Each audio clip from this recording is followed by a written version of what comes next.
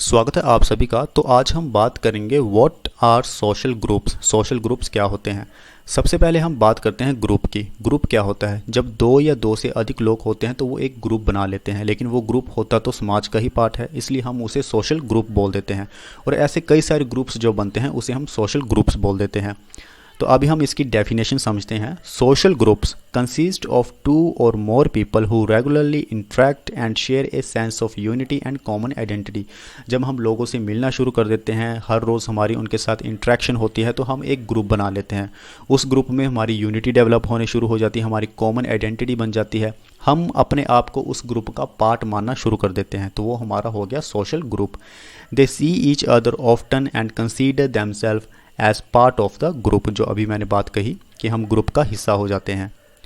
Most people belong to many different types of social group. अब social groups जो है वो कई तरह के हो सकते हैं। सबसे पहले हम बात करते हैं family. They could include family, neighbours or members of sports team, a club, a church, a college class and a workplace. तो ये सारे जितने भी चीज़ें हैं, जैसे फैमिली हो गई, चर्च हो गई, ये सारे सोशल ग्रुप्स हैं। तो सोशल ग्रुप्स कई तरह के हो सकते हैं। अब हम बात करते हैं व्हाट आर प्राइमरी ग्रुप्स। अब प्राइमरी ग्रुप्स भी होते हैं, सेकेंडरी ग्रुप्स भी होते हैं, इन दोनों के बीच में डिफरेंसेस भी होते हैं। इन सब चीज़ों को हम डिटेल में समझेंगे। सबसे पहले हम बात करते हैं प्राइमरी ग्रुप्स की। So early American sociologist Charles Horton Cooley, इन्होंने इसकी बात की थी प्राइमरी ग्रुप की। He introduced the concepts of primary and secondary groups in his 1909 book Social Organization. That is more important to understand and it's a very important question. उनकी एक book थी social organisation, a study of the larger mind, जिसमें उन्होंने बात की थी primary और secondary groups की। आगे चलते हैं। कूले का कहना था कि primary groups are small. Primary groups जो होते हैं वो छोटे होते हैं लेकिन काफ़ी ताकतवर होते हैं। वो एवर लास्टिंग होते हैं, लंबे समय तक चलते हैं। And characterised by close personal and intimate relationships that last a long time and may be a lifetime. अब हमारी जो फैमिली होती है हम उससे लाइफ टाइम तक जुड़े होते हैं।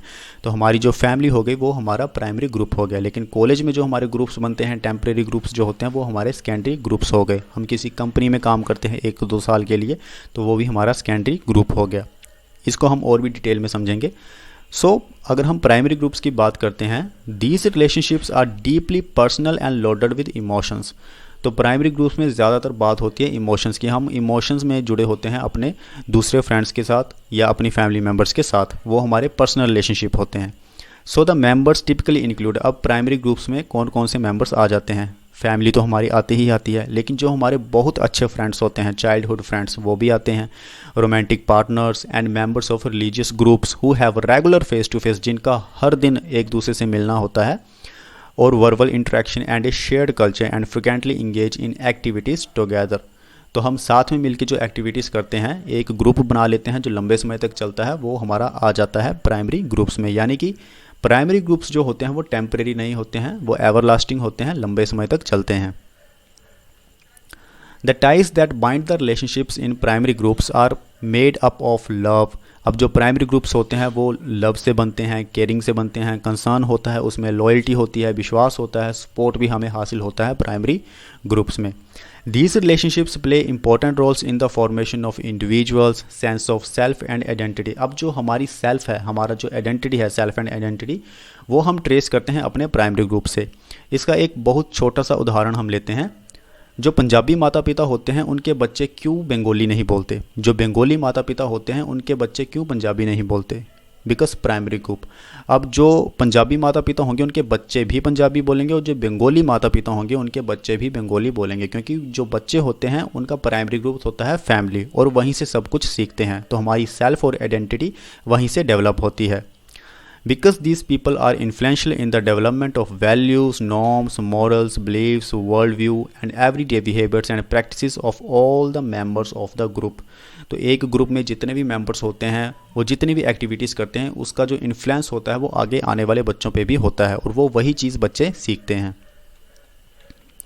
The relationships play important roles in the process of socialization that people experience as they age. Same बात कह रहा है कि जो प्राइमरी ग्रुप्स होते हैं वो बहुत इंपॉर्टेंट रोल प्ले करते हैं सोशलाइजेशन में। अब हम बात करते हैं सेकेंडरी ग्रुप्स की।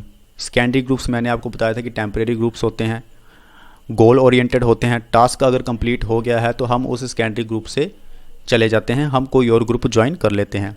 Secondary groups comprise relatively impersonal, temporary relationships that are goal or task oriented and are often found in employment or educational settings. तो secondary groups हमारे बनते हैं कॉलेजेस में, एजुकेशनल इंस्टीट्यूशन में, कंपनीज़ में, जो कि टेम्परेरी होते हैं, क्योंकि हमने हमेशा कॉलेज में नहीं रहना है, हमने हमेशा उस कंपनी में नहीं रहना है, हमेशा हमने यूनिवर्सिटी में नहीं रहना, हमने उसको छोड़ के चले जाना है, तो वो हमारा टेम्परेरी रिलेशनशिप डेवलप होता है वहाँ पे। लेकिन हाँ, जो बहुत अच्छे फ्रेंड हमारे बन जाते हैं, जो लंबे समय तक हमारा साथ देते हैं, उनको आप प्राइमरी ग्रुप में रख सकते हो। Secondary groups are functional groups created to carry out a task और अचीव ए गोल। आपने एक बात ध्यान रखनी है कि जो सेकेंडरी ग्रुप्स होते हैं वो सिर्फ गोल ओरिएंटेड होते हैं। गोल अगर पूरा हो गया है तो उस सेकेंडरी ग्रुप का कोई काम नहीं, उस सेकेंडरी ग्रुप में फिर और बच्चे आएंगे और लोग आएंगे। अब हम डिस्टिंक्शन की बात करते हैं कि प्राइमरी ग्रुप्स और सेकेंडरी ग्रुप्स में क्या डिस्टिंक्शन है।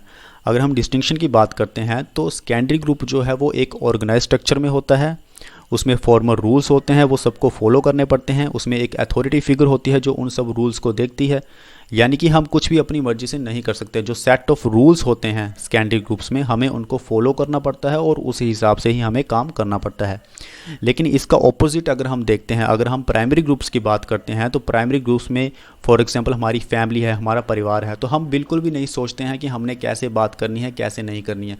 हमारे मुंह में जो भी आ जाता है हम बोल देते हैं। लेकिन जब हम बाहर जाते हैं किसी से बात करने के लिए प्रोफेशनली, अगर आपने कंपनी में इंटरव्यू ही देना हो तो आपको बिल्कुल सोच समझ के बोलना पड़ता है। तो इसका मतलब वो आपका फॉर्मल रिलेशनशिप हो गया जब आप कंपनी में जाएंगे, लेकिन आपका इनफॉर्मल रिलेशनशिप हो गया अपने परिवार के साथ। आप कुछ नहीं सोचते हैं, आपके मन में जो भी आता है आप बोल देते हैं, वो रिलेशनशिप हमारा हो गया informal. The rules are more likely to be implicit and transmitted through the socialisation. ये सारी चीज़ें आ गई हमारी प्राइमरी ग्रुप में।